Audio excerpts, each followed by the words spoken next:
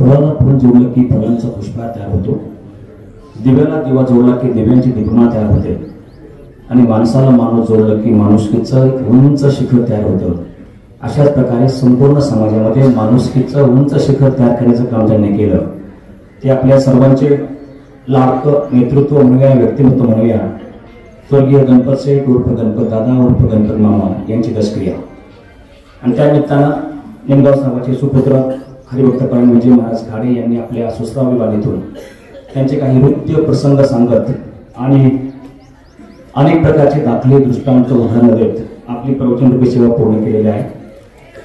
मी घोडे परिवाराच्या वतीनं आणि समस्त ग्रामस्थ निमगाव सावा यांच्या वतीनं मी महाराजांना धन्यवाद देतो. त्यांच्या ऋणामध्ये राहणं अधिक पसंत करतो. महिलांनी बोललं का प्लीज? महिला मंडळी प्लीज शांत बसा.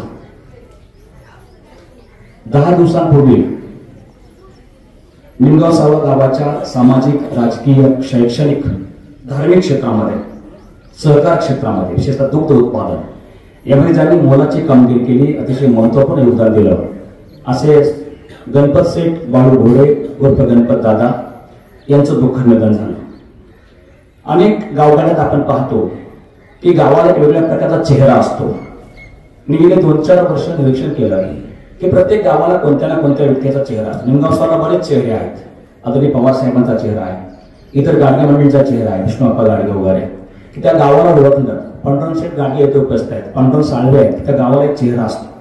बारको शेठ भाईक काकावरचा चेहरा होता, चंदा शेठ साबळेवरचा चेहरा होता, रामकृष्ण सरोदे शिरदोडे जांबूचा चेहरा होता, किंवा भुडगो शेठ पिंगट बेलेगावचा चेहरा होता.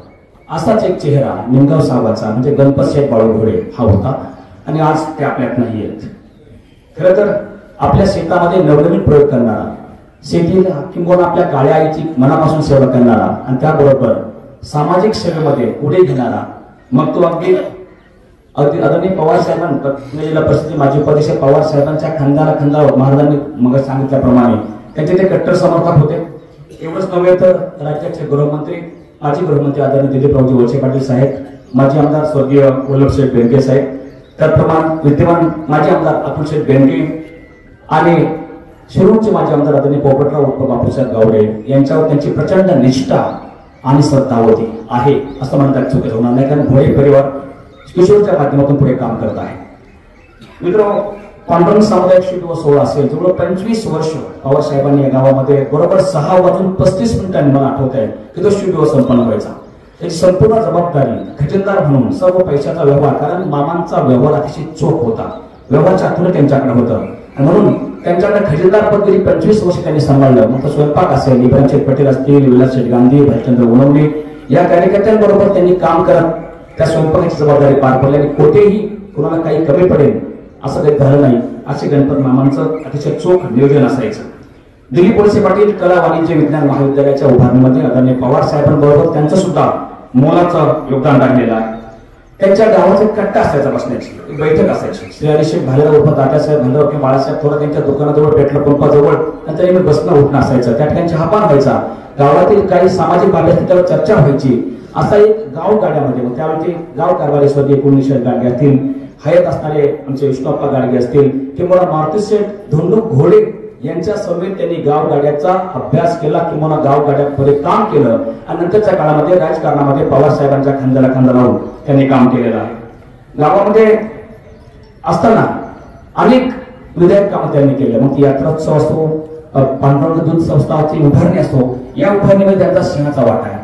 आपल्या गवळी लोकांना किंवा आपल्या गोपालकांना ज्या लांब किंवा रांजणी वळते जावं लागायचं, त्या ठिकाणी न जाता आपल्याच गावात त्यांना दूध घालता यावं याकरता त्यांनी पांडुरंग दूध उत्पादन संस्थेची स्थापना केली आणि स्वतःचे चेअरमन पद न घेता सर्वसामान्य माणसांना ती चेअरमन पद दिली. असा मनाचा मोठेपणा असणारा माणूस आज आपल्यात नाहीये. त्यांच्या पाठीमागे त्यांच्या धर्मपत्नी आमच्या मामी कला मामी आहेत. 3 भाऊ, सुना, नातवंडे असा मोठा परिवार आहे. सोपनराव, रामदास, भानुदास, नंतर ज्ञानदेव, पोपटराव, देवदास, दत्तात्रय, रामदास कंदरकर, पत्रकार आणि मुळशीचे आमदार मांडेकर यांचे पी असणारे शहाजी पवार, ही सर्व भाची मंडळी आणि नातेवाईक असा मोठा पसारा मामांच्या पाठीमागे आहे. खरं तर एक समर्पित जीवन जगणारा माणूस म्हणून आदरणीय स्वर्गीय गणपत मामांकडे नेहमीच पाहिले जाईल. आणि म्हणून असं म्हटलं जातं की हळवी असतात मन जी शब्दांनी मोडली जातात आणि शब्द असतात जादूगर त्यांनी माणसं जोडली जातात। असंच आपल्या लाघवी स्वभावानं आपल्या अतिशय चांगल्या स्वभावामुळे आपल्या चालण्यानं आपल्या बोलण्यानं त्यांनी माणसांची मनं जिंकली म्हणून हा जनसमुदाय आपण जो इथे पाहतोय त्याचं प्रतीक आहे असं म्हटलं तर चुकीचं होणार नाही।